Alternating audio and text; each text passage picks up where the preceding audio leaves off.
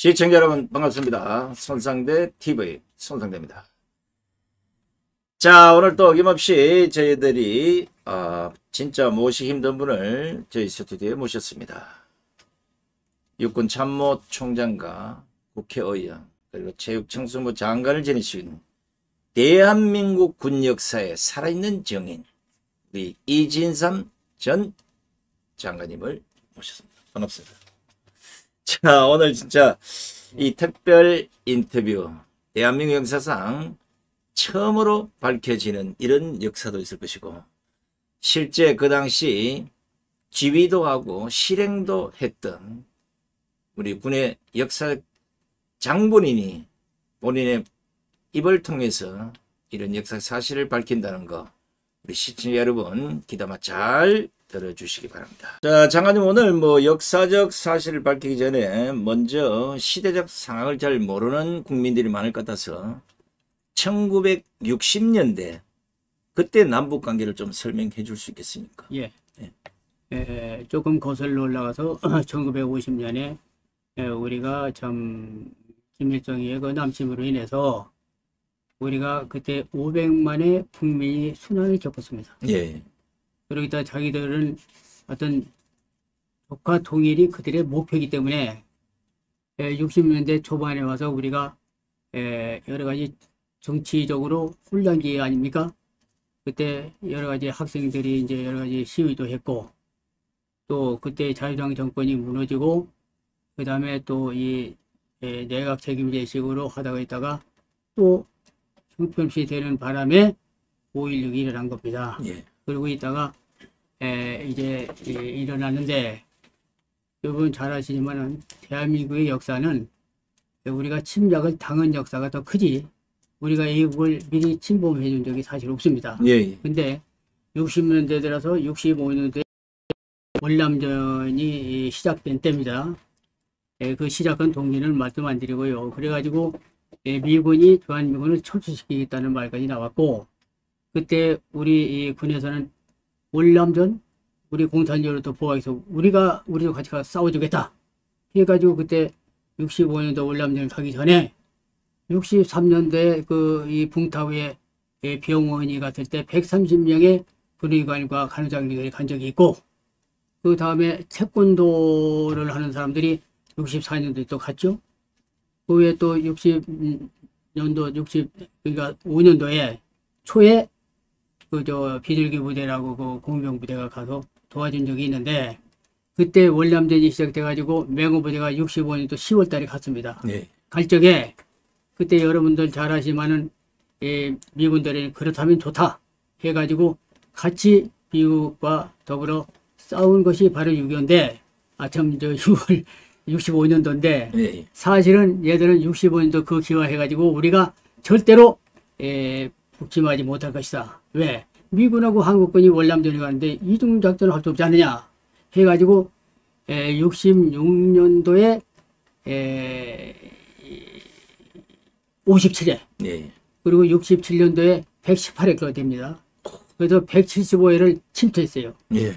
그리고 그것이 침투가 뭐냐면 울진 삼척 지역도 그때 68년도에 그 어떤 그 내용들인데 전부가 그때 공산당이 싫어하는 거 여러분들 알고 계시죠? 예. 그리고 서해 쪽으로는 말하자면 기만하기 위해서 또 했을 때 저는 서해 쪽을 담당한 대공과장으로서 소령 예정자 때 가서 제가 작전을 하게 된 것입니다. 예. 그 1960년대 그리고 50년대부터 전쟁 이후에 시작된 북한의 이제 수차례 도발 뭐 엄청난 도발을 했는데 그때 심지어 난파 간첩들 때문에 부연대장까지 살해당하는 뭐 이런 일이 있었다고 제가 지금 알고 있습니다.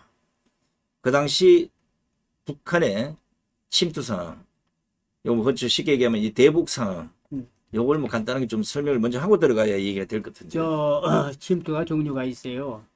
울진 삼척 마냥 저 후방 깊숙이 들어가 가지고 지역을 갖다 결혼하면서 이제 뭐 우리를 갖다가 이제 파괴 공작 아닙니까? 예. 그리고 또 휴전선 일대에서 피스톤 공작이라고 합니다. 그 가까운데 침투해가지고 거기 있는 우리 장교들을 또는 중요 지휘자를 암살하는 겁니다. 그리고 철수하는 거예요. 예. 이걸 피시동작이라고 합니다. 근데 그 공작은 제가 21사단장 나가기 전에 몇 년 전입니다. 몇 년 전에 그 잊어버렸네. 최양석 대령이 연대장이 됩니다. 예. 최양석 대령에 대해서 잘 압니다. 사람들은. 있을 때 거기에 부연대장은 홍두표 중령이라고 있었어요. 제가 알고 있는 홍두표입니다. 예. 그게 이제 이 가족은 서울 가 있었고 처제하고 아이들이 같이 있었는데 그래가지고 몰살을 시키고 이북한 거예요. 그래서 최양석 대령이 그분이 그 후에 연장으로서 보복작전인데 완전히는 못하고 부분적으로 조금 했습니다. 그래서 제가 그걸 알고 있는데 그거 말고서 그동안 뭐 아웅산 사건이다 뭐다 이거 뭐 다 그런 거 떠나서 뭐 도끼 만행 사건 뭐 칼기 사건 이거 얘기하면요 시간이 없어 얘기 못 하는데 뭐 질문할 거 있으면 무엇에 대해서 답변을 하면 그러면 그 당시 이제 아까 말씀드린 뭐 홍두표 중령 부연대장 이분이 이제 결국 가족이 거의 다 그냥 살해를 당했는데 그때 군에서 뭐 그 부인만 안 죽었어요. 서울 가 있었고. 이게 결국은 그 군에서 상당히 뭐 큰 문제가 됐을 것 같은데 그 당시에. 그래가지고 이 최양석 이 명이 보복 작전을 계획 세웠다고요. 세워가지고서 일부 보복을 했어요. 했는데 그 후에 이놈들이요.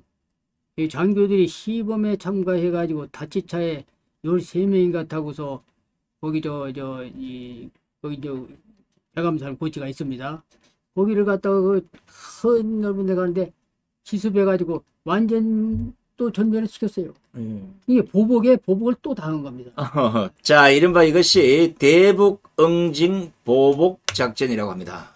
우리가 알기로는 아마 젊은 친구들이나 저처럼 아마 60대 초반까지도 잘 모를 수가 있습니다. 저도 이 장관님의 책이나 또 다양한 자료를 보고 깜짝 놀랐는데 북한이 우리에게 120번에 이르는 이런 침투를 해오는 그 과정에서 그냥 한국만 그냥 당하고 있었던 게 아닌가 했는데 심지어는 우리가 북한으로 넘어가서 대북 응징을 하는 이 보복 작전을 감행한 분이 바로 이진삼 대위였습니다. 그죠?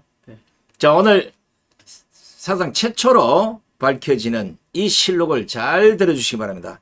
대북 응징 보복 작전.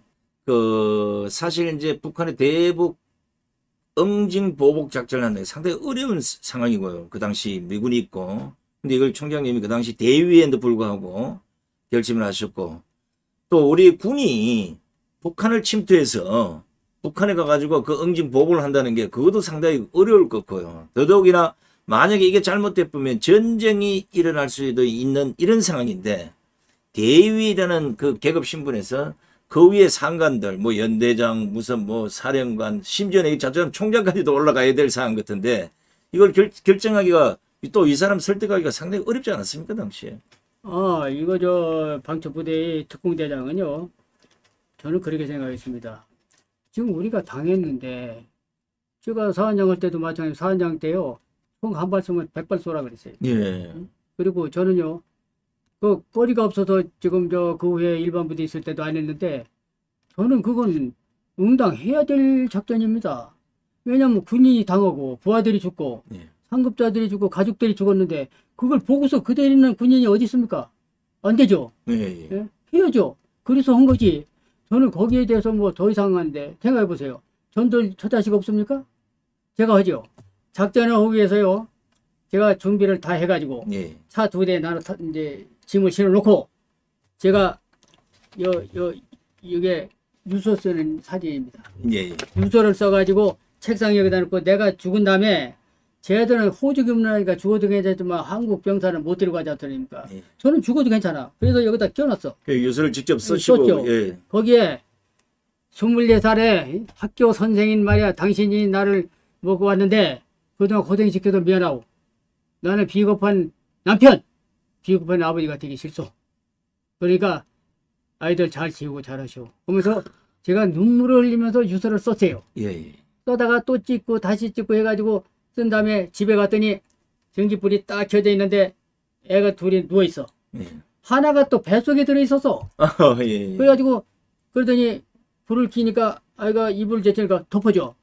내가 눈물이 나더라고요. 그래서 저쪽 방으로 갔어. 자네 잠이 옵니까? 그럼요. 책을 보니까 잠이 안 와. 이게 밖에 나가면 요 콘크리트가 있고 수도꼭지가 있어요. 예. 이거 우리 아버지가 사준 집입니다. 그때 52만 원 줬는데 조그만 방 3칸에다가 말이에요. 아주 저 탑심리야. 예. 거기 가서 목욕을 싹 하고서 그 다음날 아침에 새벽에 이제 첫 소리가 나. 나를 데려온 차가. 예. 서리 나갔더니 나 아침 나가서 먹고 또 나는 작전 나가야 돼. 잘 다녀오세요. 그리고 갔어요. 갔을 때 걔들을 데리고 내가 그걸 가지고 그 고지를 올라갈 때 걔들 뒤 쳐다보니까 두 놈이 그냥 앉아 있어. 저쪽 차에 또 탔고. 예. 그래 가는데 내가 참 하나님이 나를 저거지 않으면 뭐기 저기서 제가 거기서 저 시편 23편 있어. 예. 사망의 음침한 골짜기를 다닐지라도 해를 두려워하지 아니함은 주님과 함께 계심이라. 예. 주님의 지팡이와 작대가 나를 안위하시나이다. 예. 이걸 딱 암기하려고 하니까 안 나오는 거야. 급하니까. 예. 그래서 고지에 올라가서 딱 보고서 소대장한테 제가 딱 내 수첩이랑 다 맡겼어요. 맡기고 저녁 대기를 기다렸다가 침투를 했습니다. 지금 그렇다면 그 당시 상황이 사실 이제 뭐 실행하다가 목숨을 잃을 수도 있고 사실 이런 것 때문에 이제 유서도 써놓고 이제 집에 가셨는데 위에 분 이제 뭐 설득을 다 했더라도 사실 가서 적을 죽이려고 하면 그 참 실행하기도 어려울 거다고 보는 건데 이게 흔히 말하는 군인 정신이 아니면 이거 불가능하지 않겠습니까 이게? 저는 겸손을 떠나서 말씀드리는데요. 예. 우리가 뭐라고 배웠습니까? 예? 학교 때부터 배운 거 있지 않습니까? 제가 유교 났을 때가 중학교 2학년입니다. 예. 중학교 2학년 때 대전음악 다니는데 시공간이라는 극장이 있어요. 대전에. 예. 바로 저 목축다리 옆에 있습니다. 그 원동에 있는 거예요. 그런데 전방에서 국방경비대하고 인민군하고 딱 대처했는데 중위가 거기서 하사관 셋하고서 경찰 나갔다가 저보고 막 싹 아주 전부 소탕하고 오는 영화가 나왔어. 예. 그때 나 군대 가겠다 이렇게. 근데 군대 가려면 또 육사 들어가면 공부 잘해야 되네. 난 또 국민학교 때부터 고등학교 졸업 때까지 육사 졸업 때까지 우등상자 하나도 못 탔어. 그래서 내가 공이나 차고 다니고 이랬거든요. 예. 머리가 또 아주 나쁜 놈은 아니야 또. 예. 근데 다른 사람은 그렇게 학교에서 일러주는 거, 그거 학교에서 일러주는 거 다 안 나오고 저기서 시험 문제 내지 않습니까? 제가요 어떻게 합격한지 아세요? 내가 되니까 백으로 들어갔다는 게 아니에요. 4년 동안 저 육해공군 사관학교 저거 있죠. 역사, 수학, 영어 있지 않습니까? 예. 과학, 응? 예. 이거로 적었는데 그거 과목만 공부면 돼. 그걸 보고서 패턴을 알아가지고 제가요 이거 말씀드려 고등학교 다닐 때 또 제가 기울부장을 했는데 수원농구 아이들이 수학여행 왔다가 우리 고등학생을 또 패스해요 아침에. 그래서 제가 또 뛰어나가서 막 버스에 들어가서 어이없이네. 내가 또 대단하셨네. 퇴학당했지 않습니까? 예. 그래서 거기 갔던 것이 제가 육사를 가게 된 동기가 됐어요. 아. 그러니까 퇴학 잘 당한 거야. 아까 이제 서두에 자 우리가 북한의 대북 응징 보복 작전을 하는데 훈련된 남한의 군사보다는 아까 북한 무장공비 출신들을 4명인가 아까 이제 선발해서 직접 테스트하고 해서 그들을 그 작전에 동참을 시키고 근데 이게 사실 뭐 그 당시 이제 지금 모르겠습니다만 그 당시 북한 간첩인데 이걸 아무리 개발을 시키고 뭘 한다고 해도 북한으로 데리고 가면 배신을 한다든가 아니면 작전에 활용을 하려는데 잘못해서 이게 뭐 사달이 나거나 아니면 실패할 확률도 있는데 어떻게 그런 확신을 가지고 그거 제가 말씀드리죠. 그 참 질문 많이 받는데요. 예. 제가 걔네들 중에는 부상당한 사람도 있고 또 잡은 사람도 있는데 제가 서빙고에 걔들이 가 있었지 않습니까? 있을 때 우리 아이들이 한 10명이 가서 경계도 또 서줬어요. 왜냐면 다른 사람은 못 건드립니다. 왜냐면 걔들이 우의병 쏘고 때려치고 나가면 어떡합니까? 예. 그래서 제가 거기를 자주 방문하면서 또 하고 김신조 사건 있죠? 예. 68년도 1, 2사 때 잡던 그날이 뭐냐면 1월 20일, 22일 새벽입니다. 그리고 잡아서 딱 인서받고 경북고등학교에 데려서 인왕산으로 갈 때 제가 수갑 풀려주라고 그랬어요. 수갑을. 네. 불러주라니까 김일주가 깜짝 놀란 거예요. 그리고는 나중에 제가 이제 저걸 했을 때 이미 저기는 육군단에서 와가지고 이세호 장군이 총지휘를 했습니다. 예, 예. 근데 이세호 장군한테 윤필용 씨가 전화를 했어요. 사령관님, 지금 대의가 나가 있는데 소령자리입니다. 그 보안부대 군단의 부대장이 대령인데 대령 작전에 대해서 모르니까 이대의 얘기 듣고 작전을 하세요 해가지고 천막 옆에 찍고 10일 동안 작전할 때마다 같이 작전하는 사람도 있기 때문에 예, 예. 저는 걔들의 취약점을 압니다. 그리고 대한민국에서 특수부대 키우고 있어요. 예. 무슨 뭐 어떤 무슨 단인데 그거 알 필요 없습니다. 예, 예. 어디란가 하는데 제가 또요 거기를 나중에 또 장군이 됐을 때 또 거기 관할하는 또 부대장을 제가 또 했어요.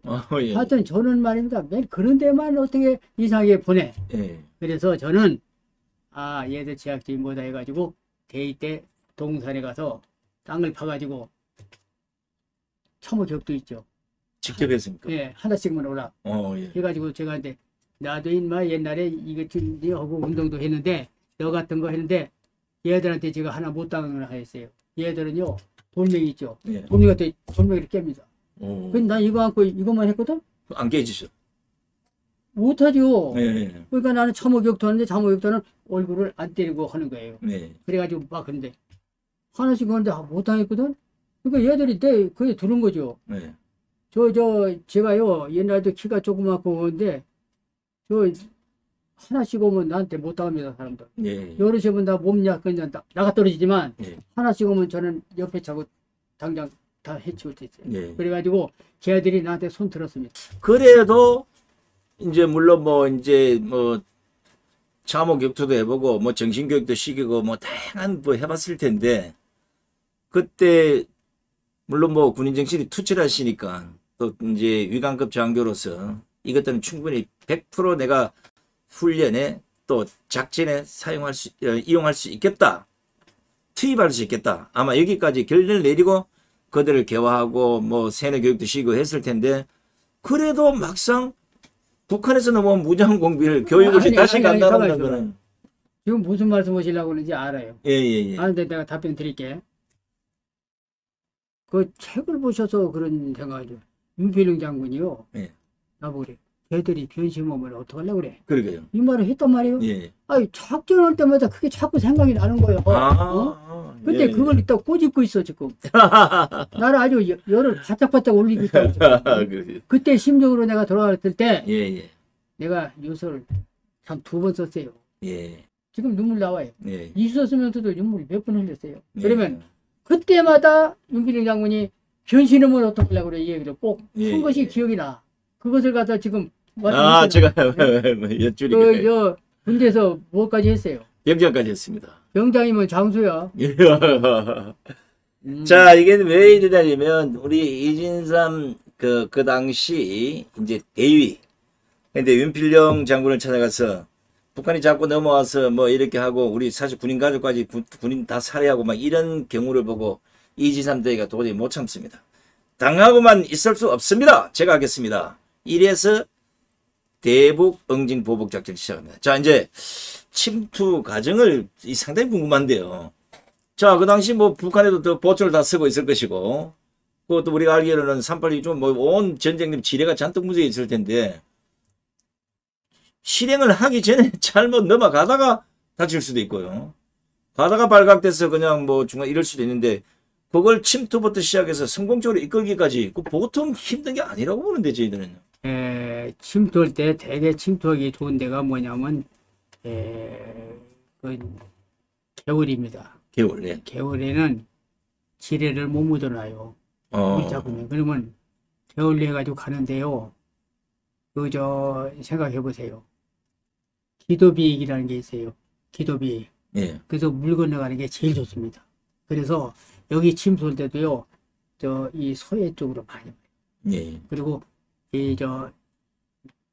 원양으로 갔다가 또 두는 게 있는데 그래서 우리가 미리 사전에 그 지역 가서 정찰을 다 고치해서 섭니다. 거기서 거기에 뭐가 있고 한 것을 쭉 보면은요. 걔들이 우리보다 전투기가 물란해요. 우리 어디 쓰는지 모르게 하지 않습니까? 예. 그놈들은요. 군기가 보통 불나는 게 아니야. 오. 김일성만 찾았지 예. 군기는 이루 말할 수 없어요. 제가 땅굴을 작전할 때도 밑에 유선으로 들어가지만 통신이 2개 갔어요. 그러냐. 근데 그 안에 보니까 막 이거 있잖아요. 이거 레루라고 하죠. 레루. 예. 침묵. 예. 침묵에서 이거에서 날로 하지 않습니까? 예. 이 소나무가요. 이것이 거기는 지휘관도 없어. 비틀비틀한 게 밑에 다 있어. 그걸로 해야 되죠. 예, 그렇죠. 이게 저놈들이에요. 그러니까 저놈들 김일성이만 찾았지 전투군기가 보통 불나는 게 아니야. 그걸 나 저거요. 대대 같으면 나 중대 가지고 때려부셔 지금. 진짜 저걸 알아야 된다고 그랬어요. 저걸 그렇죠. 알아야. 그게 이제 장군님이 그 당시 이제 대유 시절에 북한 이제 탐정 싹 나 해보니까 나 용감하지 안 했어요. 예. 용감하지 않은 게 아니라 이것도 별거 아니구나. 이렇게 생각되니까 해볼만 하더라고요. 그래, 그게 그래서 용감하신 거죠. 견적 훈련이라는 걸 합니다. 견적 훈련. 예, 예. 견적 훈련. 예. 적을 보는 훈련. 예. 그래서 저는 직접 이렇게 해보니까 별거 아니에요. 별거 아니다. 그리고 이거에서 한 대 딱 치면 이거 그대로 날아갑니다. 예. 지금도 뭐 간단해요. 근데 그때 나는 별거 아니더라고요. 자, 이거 이제 궁금해 하신 분이 많을 텐데, 이제 한 번 갔다 오신 게 아니라, 이제 제가 알기로는 3번을 갔다 오셨는데, 이게 실제 가다 보면 이제 물론 뭐 지뢰도 피하고 이러다 보면 북한군도 마주칠 수 있는 거고요. 1차 침투. 이게 아까 1967년 9월 27일. 9월 27일이고, 예. 그 다음 달이 이제 10월 14일, 14일. 18일. 10월 14일이 두 번째, 18일이 세 번째입니다. 예, 예. 맞죠? 예, 맞습니다. 저 머릿속에 다 들어있어요. 기억력이 너무 좋으십니다. 자, 그러면 1차 침투 결과 어떻게 되세요? 1차 침투는 제가 이제 사단장을 사살할 목적으로 갔어요. 예, 예. 갔는데 거기서 이제 1차 수경을 했거든요. 수경을 때 보니까 그 밑에 지뢰를 묻으러 15명이 왔대요. 예, 예. 15명이 왔는데 평상시 교육시킨 게 있습니다. 실탄 몇 발까지 갔는데 이럴 때는 너는 어떻게 하고 그 다음에 걔들하고 할 때는 접근할 때는 4명이니까 2명이 사격할 때는 기동하고 사격할 때 기동과 사격을 연결해야 돼. 이 훈련을 무지무지하게 했습니다. 그래가지고 저 2놈 도망가고 13는 아주 완전히 그냥 선별시켰어요. 그러니까 북한군 적군 13명을 예, 적진에 가서 그렇죠. 작살내버려. 예, 그리고서 철수로 우리 다 얘기하는 거 있지 않습니까? 예. 어저녁한데 분리해가지고 이제 다시 또. 다시 들어갔죠. 이야. 그때는 아군 부상자도 없었다면서요, 1차 침투 때. 없었죠. 그때는 제가 배탈이 나가지고 네. 아주 막 하는데 걔들하고 싸우고 나니까 배탈 난 것이 나도 그래. 없어 그랬어요. 그참 미혹기다. 야. 자, 1차 침투기가 처음에 이제 사단장 제거하려고 그 목표. 이런 목표로 갔다가 적군 북한에 넘어가서 적군 이거 나중에 또 북한에서 보고 또 깜짝 놀라가 있는데 이것도 저거들 절대 이게 피해 없다고 저거들은 거짓말 해놨을 텐데 이게 뭐 단순히 무슨 뭐 대테러 이게 아니라 적진에 넘어가서 적군을 사살하는 임무를 띄고 가는데 이 뭐 보통 그 뭐 우리가 지금 말씀은 이래 하니까 뭐 그럴 수도 있겠다 뭐 이런 생각도 이제 드는데 그거보다는 가서 한 명도 아니고 적군 13명을 사살하고 아무 부상자도 없이 다시 그대로 남한으로 다시 넘어왔다. 그러면 1차 보복 응징 이제 성공으로 끝내고 67년 10월 14일 10월 14일. 예. 이제 2차 작전이 이제 시행되는데 요것도 좀 설명 좀 해주시죠. 거기서 이제 그것은 어디냐면 이쪽 적 13사단 쪽이고 아군 얘기를 안 할게요. 예. 13사단 쪽인데 이쪽에서 이제 그렇게 되니까 우리 계획 세운 대로 딱 2차 가려고 하니까 장애물을 얼마나 설치해 놨는지 그 사이에 그래서 제가요 철수했어요.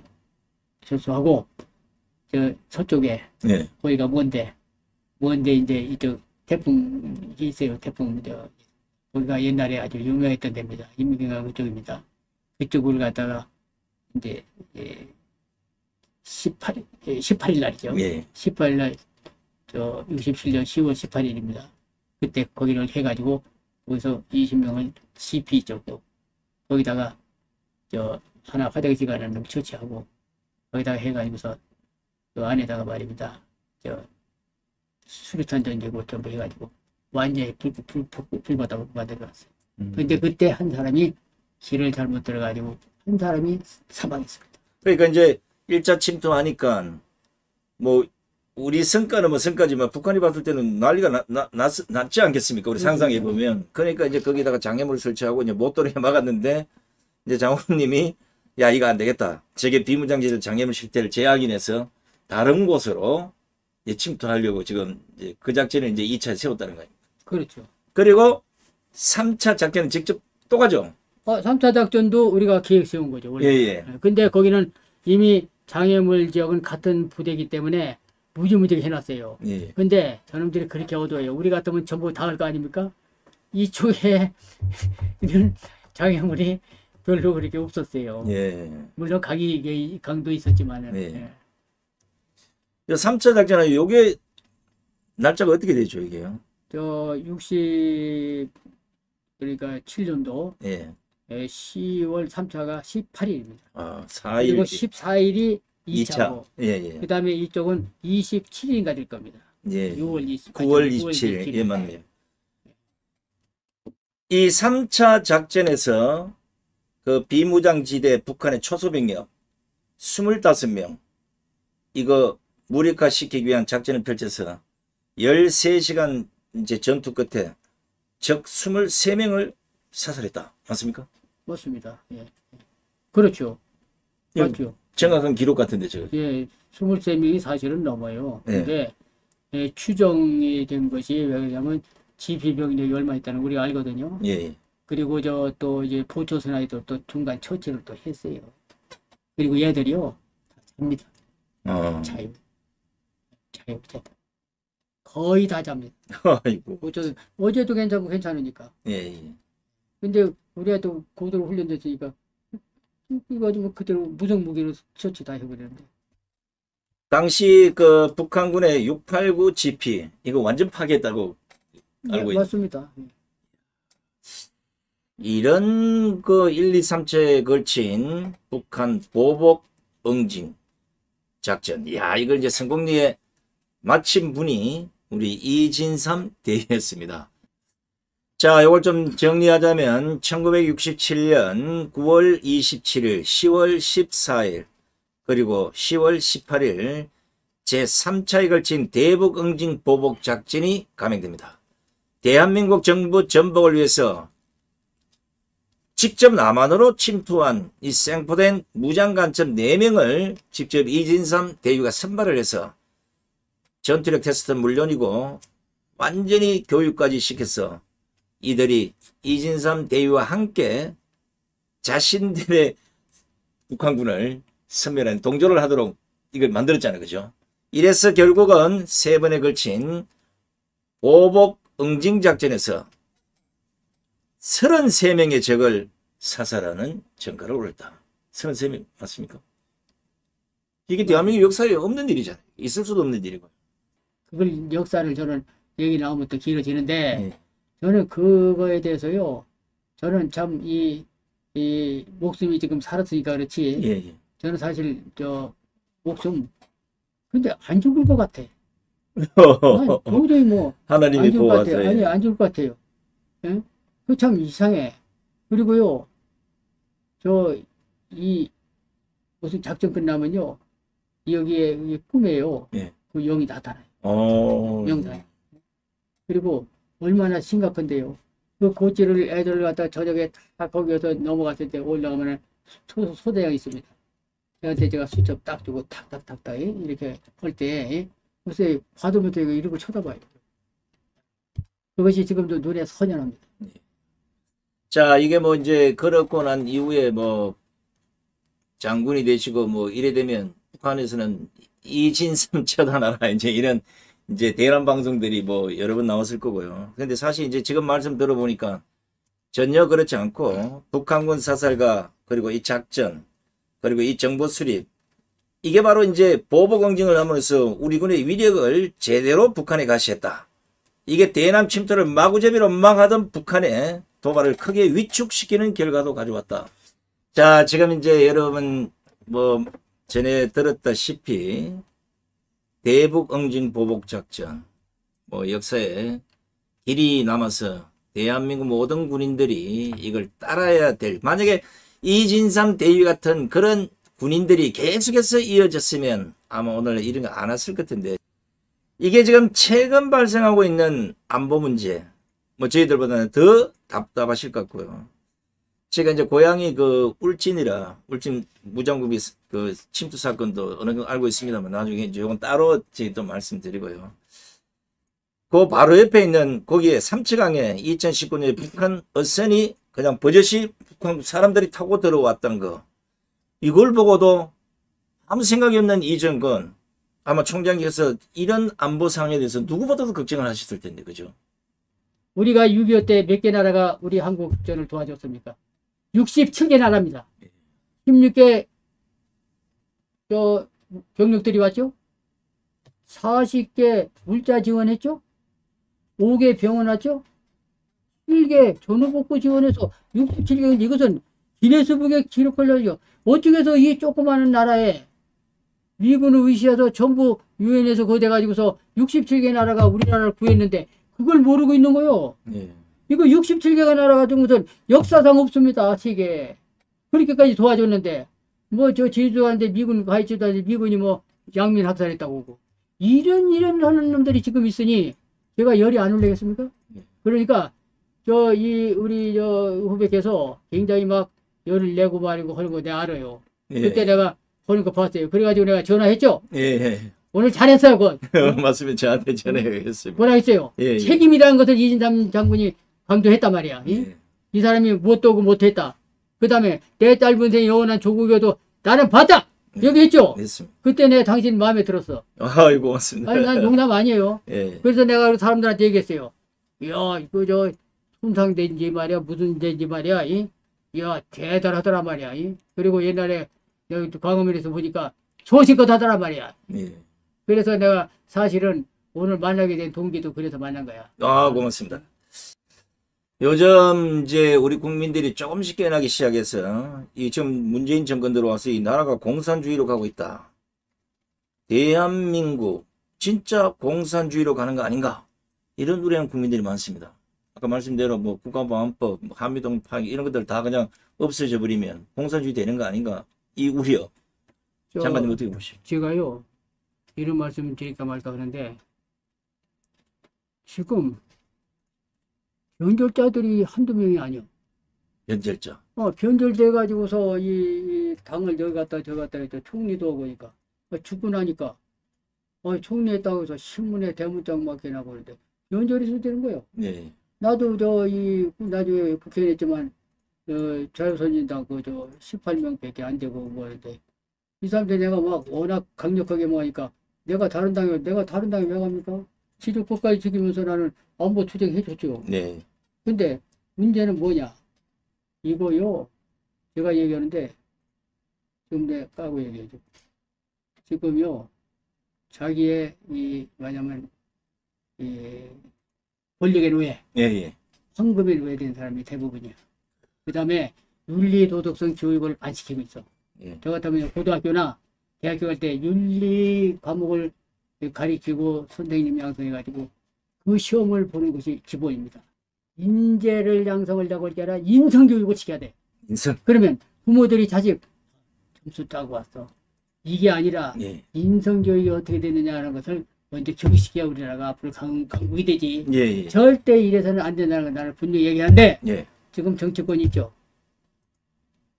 사쿠라 일본 말로 연줄자들이 있어요 지금요. 예. 뒤로 만나고 있어요. 그 사람한테 한뭉티 갖다 주고 오면 변절할 놈들이야 전부. 변절할 놈들이 비율 높게 올라간다고 지금 자랑하고 있잖아요. 잠이 옵니까? 잠이 안 와야 돼요. 예.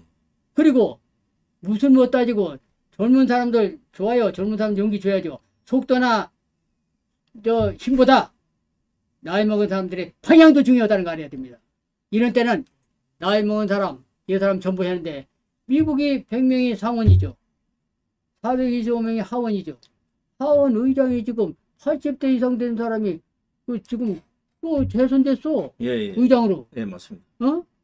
근데 나는 절대 젊은이의 힘이 필요하다고 생각합니다. 생각하는데 늙었으면 다 늙었고 젊은 사람이 젊었으면 전부 애인가? 아니 누구든지 다 할 수 있는 대한민국이 돼야 되는 거 아닙니까? 그렇죠. 그런데 예. 현재 돼가는 것이 변절자들이 지금 있어가지고요. 지금 이 사람들이 나라 망치려고 하는데 언제 누가 어떻게 돼가지고 뭔지 모르는데 다음에 국회에 또 오려고 우물쭈물쭈물. 나 불쌍해 전부. 권력의 노예나 황금의 노예가 이거 안 됩니다. 그 다음에 경륜이 있어야 돼. 공산주의와 싸운 사람이어야 돼. 예, 예. 또 윤리도덕성이 있어야 돼. 예. 그 다음에 가치관과 철학을 가져야 된다. 이거. 그거 없는 사람들인데 이 사람들 죽을 거비도 안 내겨본 사람들이 괜히 입으로만 가지고 하는데 앞으로 큰일 났습니다. 국민들이요. 괜히 누구누구라고 속지 말라고 그러세요. 지금 속이려고 하는 속임수가 보여요. 예. 저는요. 간첩 잡았을 때 총으로만 잡은 게 아닙니다. 고첩들도 제가 많이 잡았어요. 예. 고첩 많이 잡았습니다. 지금 이런 말씀 드리는 게 왜 드리느냐? 지금요. 국민들 정신 차려야 됩니다. 강력한 지도자가 앞으로 나타나야 됩니다. 예. 강력한 지도자가 현재까지 못 나타나고 있어요. 그런 용기 가진 사람들이 없어요. 그리고 뭐 한다고 하면 아이 뭐 나이 먹어서 어쩌고 그런 소리 하지 말라고 그러세요. 자, 여러분 지금까지 뭐 잘 들었다시피 1960년 3차에 걸친 대북 응징 보복 작전으로 적 33명을 사살하는 이 정가를 올린 살아있는 군의 전설 우리 이진삼 총장님, 뭐 의원님 그 장관님보다는 지금 말씀을 쭉 듣고 보다 대한민국에 이런 군인이 왜 없어져 버렸는지 이것 좀 참 안타까운 심정이고요. 저희가 선상TV가 이런 내용들을 진짜 밝히기 어려운 살아있는 실록을 이렇게 여러분들에게 알려드리는 것은 이런 정신 또 북한을 바라보는 이런 눈높이가 잘못됐기 때문에 문재인 정권 같은 이 안보 파탄 정권이 탄생한 게 아닌가 하는 아쉬움도 있습니다. 그렇기 때문에 선상TV는 앞으로도 우리 이진삼 장관님을 통해서 살아있는 역사적 사실들을 있는 그대로 여러분들에게 들려드리고 보다 안보를 튼튼하게 해서 망에 자빠지는 대한민국을 다시 원상태 돌릴 수 있도록 최선의 노력을 다할 생각입니다. 자, 장관님을 하시기 때문에 대한민국 고위공직자들, 국회의원을 하시기 때문에 지금 후배 국회의원들, 육군 참모총장을 하시기 때문에 대한민국의 장성들, 이분들에게 한마디 좀 교훈되는 말 한마디 따끔하게 좀 해주시죠. 지금 저 계급장 높이 산 사람들 정신 바짝 차려야 됩니다. 가노라 삼각사나 다시 보자 한강수에 하면서 떠난 분도 계시지 않습니까? 그죠? 응? 네. 이 몸이 죽어지어 100번 고쳐지고 100거리 진토되어 덕시가 있는 임량한 일편단식으로 가실 줄 없시다. 나는 이조시대 고육시대 이거 다 나는 더 이상 않겠다. 다 얘기했잖아요. 네. 이런 것들을 우리가 기억해야죠. 그래서 공부하는 거 아닙니까? 네네. 그런 거 안고서 지금 아이들한테 그냥 그렇게 얘기를 하니 이 나라가 어떻게 되려고 그럽니까? 그럼. 저는 그거 다 기억합니다. 예? 아까요 눈물 젖은 도망강 무슨 뭐 이런 거 아주 그 옛날에 슬퍼하면서 노래 불렀던 거 저는 국민학교 때 다 불렀어요. 그래서 이왕이 이렇게 나오셨으니까 예. 좀 여러 가지 제가 부탁의 말씀 드리고 싶습니다. 자, 시청자 여러분, 뭐 더더욱이나 지금 대한민국을 이끌고 있는 군 지휘관 여러분, 우리 이진삼 장관님 말씀 잘 귀담아 들으시고 절대 나라 이대로 돼서는 안 된다는 거 다시 한번 가슴속에 새겨주시기 바랍니다. 특히나 문재인 정권이 지금 대한민국 안보를 어떻게 파탄내는지 이거 국민들 잘 깨우쳐 주시라고 그동안 어디에도 발표하지 않았던 새로운 실록들을 우리 이진삼 전 육군 참모총장님의 실제 목소리를 통해서 여러분들에게 들려드렸습니다. 자, 우리 뭐 연세는 많으시지만 아직 뭐 정신은 저나 뭐 저보다도 더 젊게 지금 말씀을 하고 계시는데 계실 때 생전에 대한민국이 어떤 사람들의 희생과 어떤 군인 정신을 갖고 있는 지휘관들 때문에 오늘 나라가 이렇게 잘 사는 나라가 됐는지 이런 것들 실록을 통해서 여러분들에게 계속해서 전해드리고 가겠습니다. 자, 지금까지 시청해 주신 시청자 여러분 대단히 고맙습니다. 오늘 바쁜 시간을 불구하시고 하기 힘든 얘기 또 귀한 말씀해 주신 우리 이진삼 전 장관님께 감사의 인사를 드립니다. 고맙습니다.